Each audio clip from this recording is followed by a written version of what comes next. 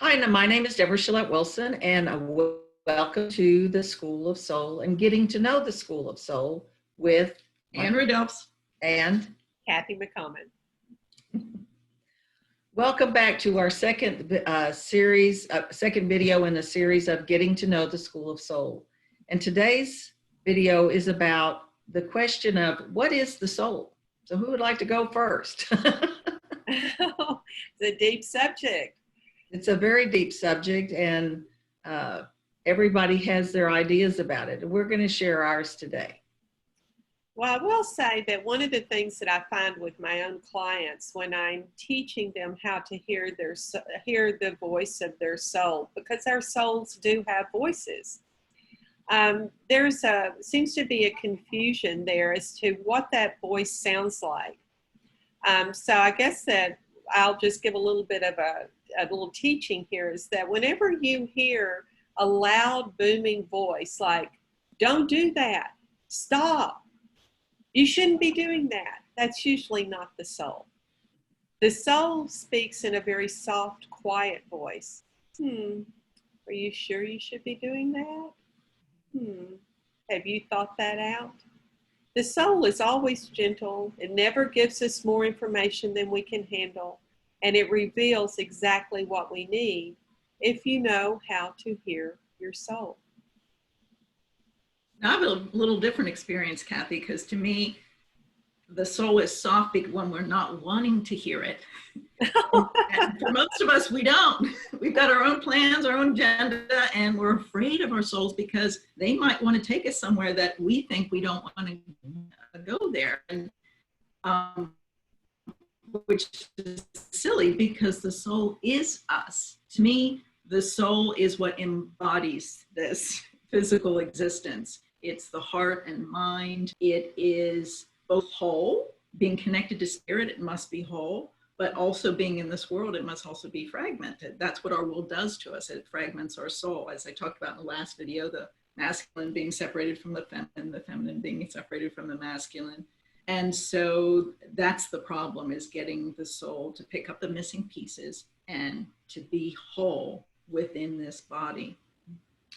And how I see the soul is a little different too.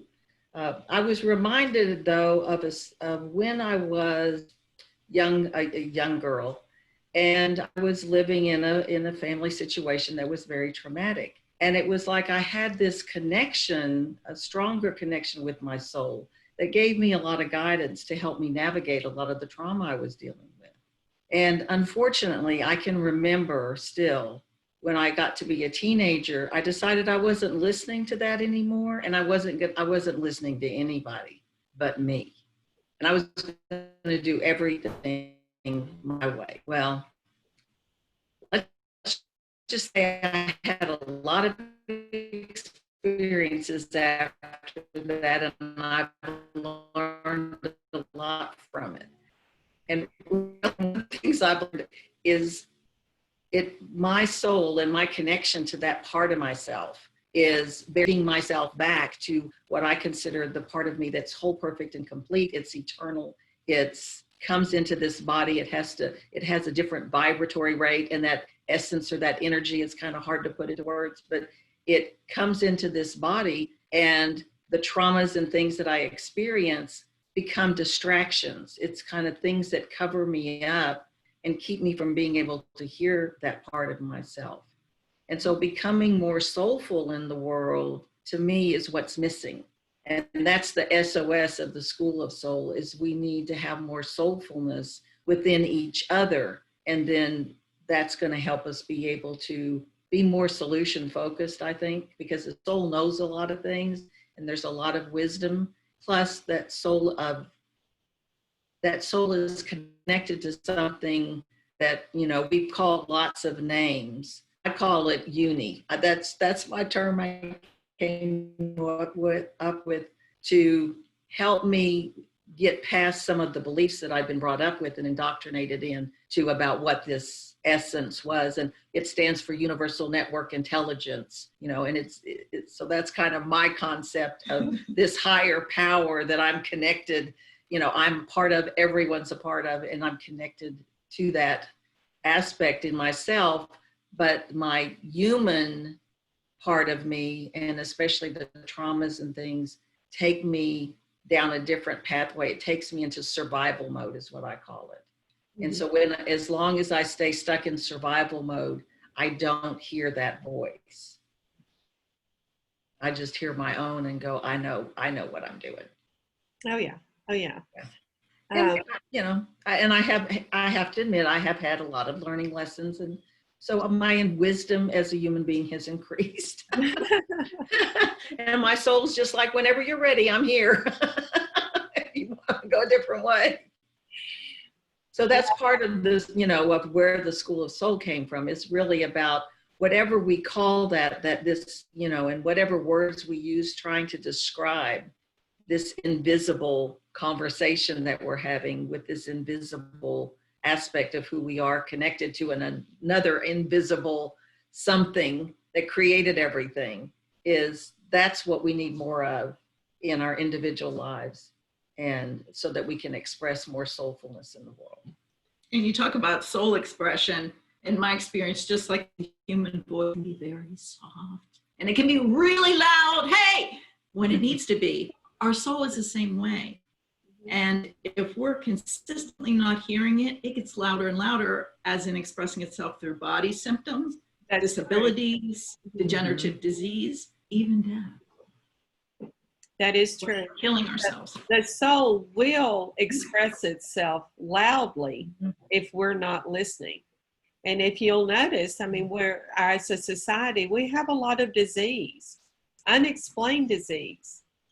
And we're finding in the School of Soul, as we begin to study the many aspects of how the soul manifests itself in our bodies and in the world, we are learning that our bodies are carrying these vibrational energies, and they're storing these unhealthy energies that are spilling out on our streets and spilling out in our social media. So the world right now is in a place, humanity's in a place where listening to the soul could not be more important. It's because we don't live in a bubble just ourselves. We live in a global consciousness, a global vibrational field. So how we feel and how we perceive the world and how we respond to the world and those around us not only affect us, but they affect the entire world. The world will not be healed until we can learn to hear our soul speak, which is the universal knowledge and the universal mind. And because our souls have been fragmented in our experience and we're clinging to just a part of ourselves, all these other parts are trying to get our attention, that we welcome them and embrace them as us. And if we're not willing to hear it in here, they come with the people around us, manifesting what is going on internally. Mirroring. Dynamics. Yes. And most people aren't aware of that. They get upset. The idiot, the jerk, when they are parts of ourselves. I can tell a little story here with an acquaintance. And she had a lot of betrayal in her marriage. And she was angry with her spouse for the betrayal. And when she began to look back through all of her relationships, she was able to track that each relationship had some element of betrayal. And it went all the way back to her father, who left her and betrayed her when she was young. But what we were able to establish was that this betrayal energy that had followed her throughout her life actually lay inside of her. She betrayed herself.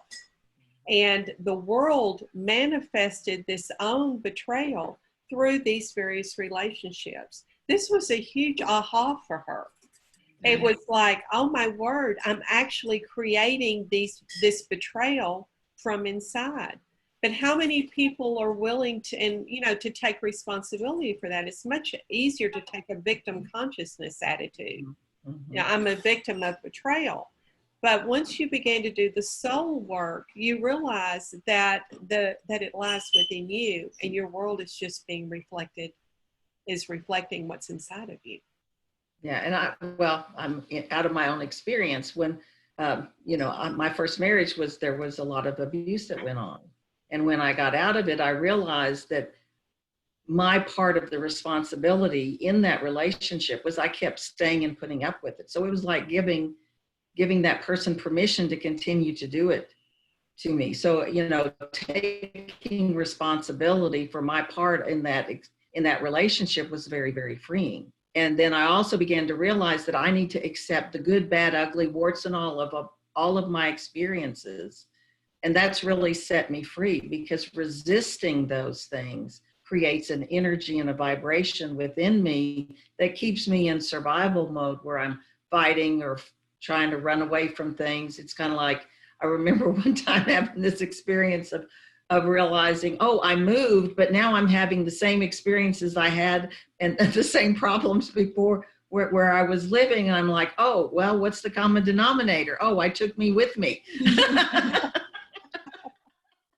So wherever I go, there I was. Yeah. So being able to, to really connect and accept my role, it doesn't mean that people didn't do whatever they did. And it's not that I'm denying that, but it's looking at what I have the power to change in my own life, because I don't have the power to change other people, but I do have the power to look within and become aware of my own responsibility and my own actions.